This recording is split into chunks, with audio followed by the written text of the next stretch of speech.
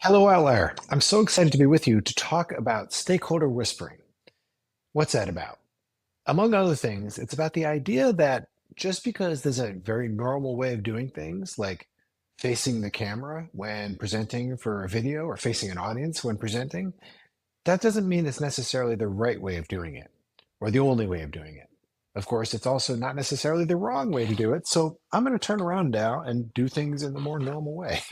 But let's talk about that in the context of what we're here to talk about, which of course is data visualization, right?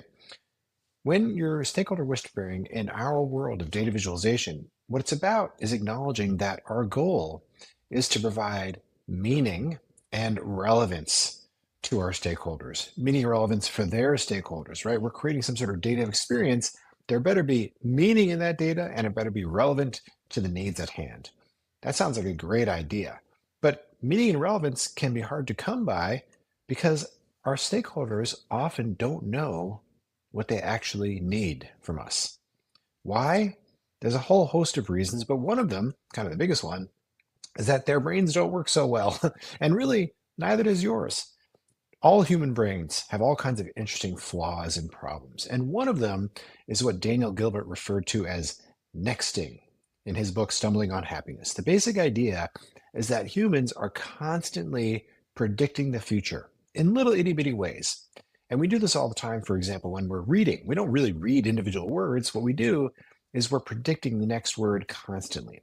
So, as an example, let's fill in the blank. Hello, how are? I mean, your brain said it before you could even really consciously try to think about it. Hello, how are you? Obviously, right? Your boss, your client, all of your stakeholders are also constantly doing this at work. Okay. So, for instance, to share company data, you create a fill in the blank dashboard, right? Of course, that's how we normally do things. That's just how it works. Your boss has data and they say, "Ooh, what's the shiny bauble? Give me a dashboard." Okay, no problem. Makes sense. But look at this. When light turns green, you tacos. Sometimes the obvious response isn't correct. It may not make any sense to the obvious response. Like maybe this is a weird one, but you know what? Maybe this is the actual answer in this case. So, how do we actually help our stakeholders get what they actually need? You have to acknowledge and get past the intuitive, fast thinking, nexting response to everything, right? Data, give me a dashboard. Get it, give me a dashboard. Maybe you don't need a dashboard. And this, by the way, is about their intuitive, fast thinking, nexting response. And it's also yours, right? When you're a hammer, everything looks like a nail. If you're a data worker, you should make a dashboard. That's just your automated response as well. And by the way, I'm saying data dashboard, data dashboard. It's not just about should there or should there not be a dashboard. Of course, it's about all the decisions we make. Should there be a dashboard? Yes or no? Should it have a bar chart over here? Yes or no? How should we design that chart? Well, how should we annotate that chart? All of these decisions can sometimes be made in an automated way, and we have to get past that. And how do we do that? We engage what I call useful paranoia. Assume that at every moment, there is an intuitive, fast thinking, nexting response that's driving every request. Push yourself to slow things down. Think more deliberately. So the next time your boss says, make me a dashboard, what should you do? I don't know, boss. Maybe I won't do that. Well, no, I'm not actually saying this. I'm not saying say no to every request. What I am saying is we need to figure out what they actually need. And the best way to do that is to use the Socratic method. Now, most of us know the Socratic method is about asking questions. Great. But a lot of us confuse the idea. We think that when we ask questions, we're going to learn from hearing the answers. And that's true, that happens. But the important thing here is to realize that when you ask your stakeholders questions, guess what? They're going to learn from answering the questions. They learn, right? Hey, you say you need a dashboard. Tell me more about that. And you get them talking. And suddenly, the goal, in fact, is to get them to reach a state of aporia. It's a Greek word. It means puzzlement. You're not literally trying to confuse them, but by asking them questions, if you keep asking questions and really engage them and get them thinking, they get to this moment where they say, oh, wait a second. Yeah, I know. I want a dashboard. Yeah. Questions. Okay. Oh, wait a second. It's a little fuzzy all of a sudden. You've asked me such good questions. I'm seeing things. I'm thinking about things in a whole new way. You'll recognize it. When you've whispered your stakeholders successfully, they'll say things like, I never thought about it that way before. That's the magic moment when they might have an insight about what they actually need, which may be, not always, but it may be different from what they actually requested of you. So in our world, you ask obvious questions like, what's the goal for this dashboard, right? Who's going to use it? What are they going to do with it? And when are they going to use it? These are table stakes. This is not the Socratic dialogue, okay? The Socratic dialogue is deeper and more specific. So let's say the request is, give me a report on our sales from last quarter. Okay, cool. Questions like, well, sales. You want to report on sales. Do you mean volume of units or dollars? Okay, good question.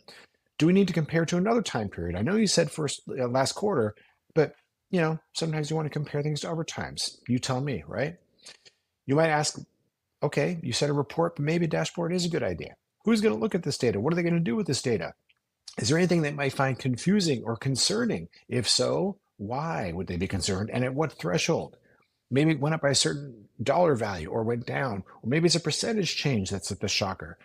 Where is this concern going to come from?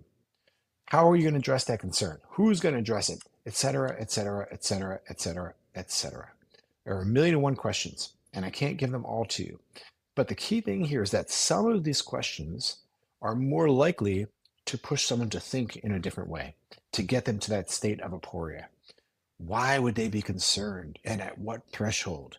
Questions like this are divergent questions. They get them really thinking broadly.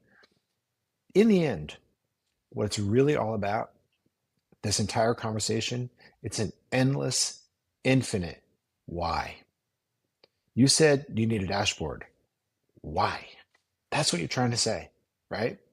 But why is a hostile question. So you can't just say, why? Your boss says, give me a dashboard. You say, why? No, you can't do it that way. So what do? You ask these other questions. That's what stakeholder whispering is all about. The art of the conversation to figure out what your stakeholders actually need. Coldplay said it well. When you try your best, but you don't succeed when you get what you want, but not what you need. This happens all the time, right? Your clients, your stakeholders, they never get what they need, but they get what they want. They get what they ask for, right? That's not so good. The Rolling Stones famously said something very similar, but in a different way. You can't always get what you want, but if you try sometimes, you just might find you get what you need. That's a little bit better, right? That's a little bit more positive viewpoint. But you know what? You know who said it best? Yoda.